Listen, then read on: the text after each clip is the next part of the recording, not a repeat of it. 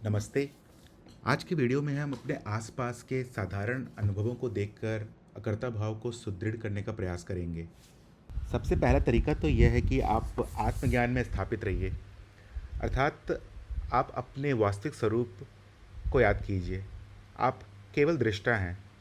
आप में कोई इच्छा नहीं है, आप कोई प्रतिक्रिया नहीं करते हैं, आप पूरी तरह से निर्गुण हैं। जो भी कर्म यह शरीर कर रहा है वह आप नहीं कर रहे हैं, आप केवल उसके दृष्टा हैं। आप कुछ करते ही नहीं क्योंकि आपकी कोई इच्छा ही नहीं है कर्म करने की। पर जो भी अनुभव आपके सामने प्रत्यक्ष हो जाता है उसके बाद अहम भाव जागृत होता है और वो कहता है कि मैं कर रहा हूँ। और आप उस अहम भाव को भी आपको छलते हुए देख पाते हैं।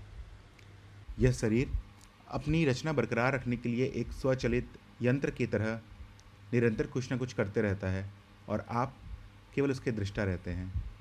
अगर आप इस पर मनन करेंगे तो आपका अकर्ता भाव दृढ़ होगा।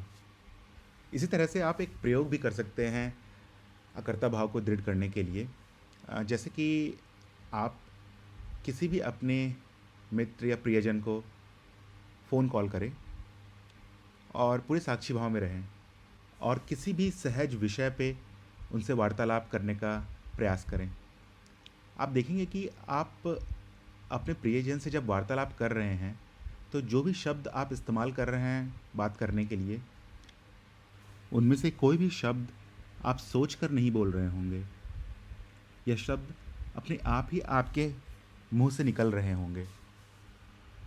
तो फिर कौन है जो इन शब्दों का चयन कर रहा है? कोई भी नहीं।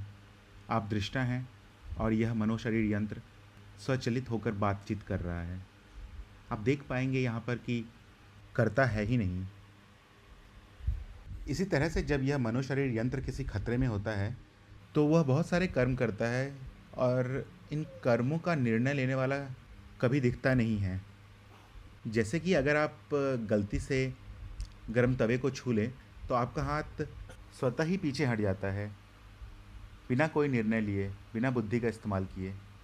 ये कर्म कौन करता है? कोई भी नहीं, क्योंकि करता है ही नहीं।